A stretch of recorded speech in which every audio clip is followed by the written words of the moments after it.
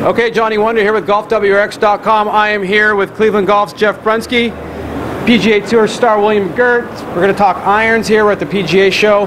First question I have for you, I'm going to start with you. You've been a long-time Srixon player. You went from the older iteration to the new one really quickly.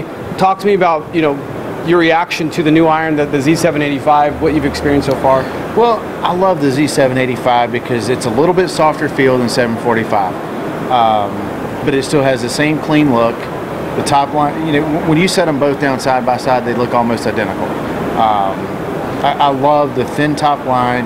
The club's not too big heel to toe, but I think one of the best attributes of that club is the sole design. It gets in the turf, it gets out of the turf really quick. You don't see guys with a lot of thick, steep, long, deep divots. And a lot of that goes back to how that sole's been designed. They're very easy to hit, they're very workable. And with it being kind of a progressive club, you still get the playability that you would from a cavity back club, but it plays a lot more like a forged blade. So I'm going to toss the question over to you now. Your soles, historically meaning the last 5 to 10 years, you guys have always had an awesome sole. Yep. So you're head of R&D. What are you doing in the lab? Talk to me about that. Well, it's a funny question. We were just saying, I wish I could really take all the credit in the R&D department, but this is legitimately a technology and a design that was born on tour and is driven by the tour players. We do what these guys tell us to do. We can analyze it in the computer, we run all the optimization, but there's no substitute for getting these guys, the elite level players, the best in the world, to hit it and give you the feedback. So that's our main design tool as an R&D team, to work with these players to understand what's the feel they're looking for, what's the look they're looking for. So when we say tour driven, that's 100% legit. The case. Yeah. You're right. So okay, so back to you. Mm-hmm. You're in the previous Z line. What about for you to switch and pull something out, especially that quick? Take the numbers out of it from a feel perspective. Is it feel different? Is it the same just with better numbers? Or talk to me about that. Well, the 785, when we tested them, they were marginally longer. And it's not something that would be in numbers that would make you just go wow. We're talking maybe 1.5 yards on a 7-iron. You might have hit that one a little bit more flush. Who knows? Right. But just looking at the averages, the biggest thing I liked was the feel of them. They were much softer feeling to me than the 745s. The workability of them. Those are the two main factors to me. What does it feel like? Am I able to hit the shots that I need to hit? I really don't care what it looks like if I can hit the shots I need to hit. Right. You could put a frying pan down there with a garden hose as a shaft. If I hit it good, then that's fine. I'll figure out how to look at it. Yeah, it's going to the bag. So Jeff, you hear these guys talk about, obviously we talked about the sole, but the feel of the golf club, right? So the previous iteration of the Z line, I believe, it was the 765. I believe was the last model. So how do you improve on an iron that already really feels good? Because that one had a lot of buzz about feeling. It was a very popular iron in public and on tour. So what are you doing to make it feel better? Is that something specifically that you guys did? Or? Yeah, I think from a feel standpoint, the easiest thing we talk about is they're forged from a single piece of soft carbon steel. And that has a lot to do with feel, but we've been doing that generation after generation. So to incrementally improve feel one generation from the next, it's really that sole design has everything to do with how it feels in the turf, and also CG properties, MOI properties. We get into where are these guys striking the ball, what sort of window do they want to see, how workable can we get it.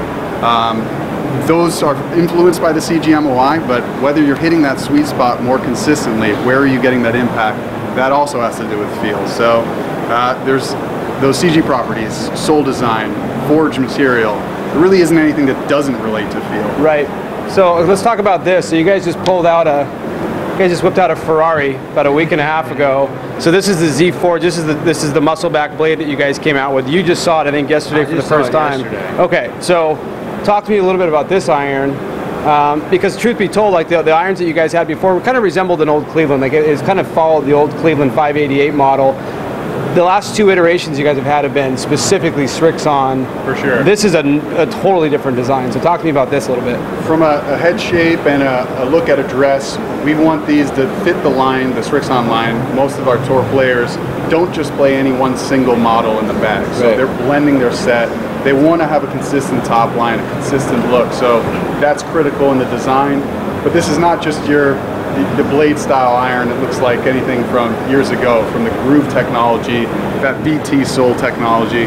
We're putting more into this than we ever have on a just pure, beautiful looking blade iron. So you look at this, what first thoughts? Like you look at this, put it down, like what? So I grabbed it yesterday for the first time and immediately grabbed a 785 and set it down side by side. And honestly couldn't tell the difference in the two looking straight down at them. Which is huge for you guys because you mix the sets.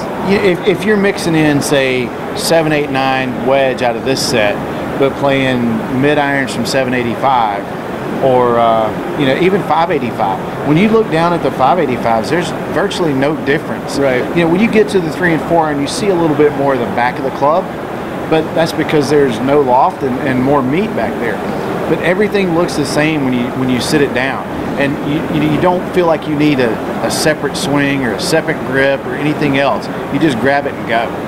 Which is I'm noticing a lot on tour now. The mix set thing is a huge thing. So blending the set, so you're optically not changing all that much is a big deal, especially under pressure. Yeah, and see, for the last few years, I've played the U, whether it was 45, 65, or 85 in the 3 and 4 iron. And there's been a couple of weeks where I've thought about putting the 5 iron in as well because they're so easy to hit. Right. When they first came out with them, I told the guys, I said, it's like cheating. All you have to do is make contact with the ball. It gets up in the air and it goes. Right. And the great thing is, you can flush it or you can kind of clank it, and it seems to go about the same distance. Which is huge, yeah. Well, at the same time, when you flush one, you really want to get a little bit more out of it. But the forgiveness for off-center hits, even the guys on tour don't flush every single shot. So wait, what? Okay, go ahead. Yeah, that's a big misconception in the public. Damn it. You might see a little dot in the sweet spot. There's been a bunch hit there, but we kind of clean the toe a little extra. Yeah, of course you do. There's little tricks to the trick. I get it.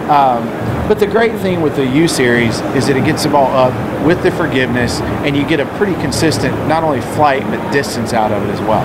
Okay, so let's talk a little bit about what's in your bag, and I'll let you guys go. So you have I think you have the 785s, the 765s in your long irons, right? No, I carry. So right now I have the 785 5 iron 3 pitching wedge. Okay. And I rotate in the U65 3 and 4 iron, and then the 585 3 and 4 iron. It's a lot of numbers. Maybe an easy guide if you're not as familiar with the irons. That first digit kind of tells you what sort of player we're targeting. So the 7 series, that 785, is really the muscle back, most popular iron on tour. Right. The 5 series, 585s, similar shape at address, similar top line, but a cavity back, a little more forgiveness. And then the ZForged is obviously your blade. That's the best player. They're studs. Yeah. So but even the 5 series has that cavity back, but better players can benefit. It gets the meat under the ball, gets it up in the air with some forgiveness, but it still has the same clean look of the 7 series. So what shafts are you in the irons right now? I'm in the Nippon 120s. Okay. Tour 120s. And you go to stiff or an X in those? Hard step to stiff. Okay, so it's like a stiff and a half. Yeah, it falls somewhere between an S and an X. Gotcha. I've always been kind of in that no man's land swing speed. Okay, and then as far as the wedges, did you transition into the RTX 4s as well? Yes. Okay. And actually, I played the prototypes all last year to the RTX 4. Which were the RTX 3 that were RTX 4s, right? We were going out with the RTX 4 prototypes, and we didn't want to show the world yet, so we put RTX 3 on some of them. And really unplanned, the tour response was so positive, they wanted to put them in play immediately.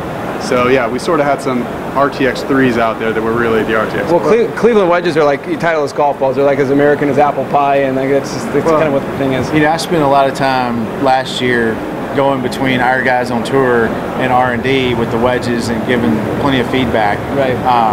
The good thing is now, if I tell them exactly what I want, they can get very close to exactly what I want now, as opposed to, years ago, you make 1, 2, 3 different wedges and you had to fit your wedge game around the wedge. Right. Now you can take, all of your swing factors and create a wedge to match your swing pattern.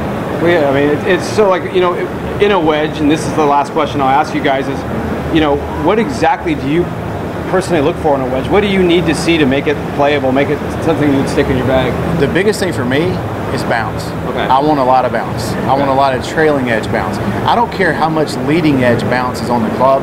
I just want a bunch of trailing edge bounce. Okay. It gets the club in, gets the club out, but you're still able to hit all the shots, and you don't really have to worry about the fat shots. You don't have to worry about the club sticking in the ground. No, basically. no. Yeah. And that's the beauty. I think a lot of people, you know, they see certain guys that are able to hit, you know, flop a lob wedge off of this linoleum floor. Right. Well, they say, well, that's no bounce. Well, you can still hit that shot with plenty of bounce. Mickelson does it. He's got a ton of bounce on his wedge. Yeah, that's what people don't understand. They Yeah. think it's no bounce. Right. There's still plenty of bounce on there. Trust me, you know, if you watch Phil hit some of those shots, you can't make the swing he makes and brush the ground like he does. If you didn't have any bounce there, you'd be digging in, because he's still thumping the ground pretty good. Well, yeah, and go stand in a bunker with no bounce. That club's never coming out. There's nothing to get the club moving back up. Right. And that's why bounce, I think it bounces your friend. Okay. And a lot of people don't look at it that way. They think, well, they want to be able to hit that one shot that doesn't need a whole lot of bounce, but bounce is your friend, and you've got to have bounce on there if you want to have a decent short It's an ego thing. It's funner. It's sexier to have 6 degrees bounce on your lob wedge, because it's like having a 6-degree driver. It's like I'm a 6-degree guy. Well, do you want fun or functional? I want functional. I want When I was functional. 19, I wanted to look awesome. Oh, yeah. Yeah. But how many times are you going to hit that shot around? Never. That's the way I look at it. Yeah. You know what? I'll give up the one time I need to flop it per tournament for those 14 times that it's just a normal pitch shot, and I need bounce to help me hit that shot. That's why you're on tour and I'm holding the microphone. Anyway, thank you guys. This is Johnny Wunder, Golf WRX, Bill McGirt, Jeff Brunski. We're out of here.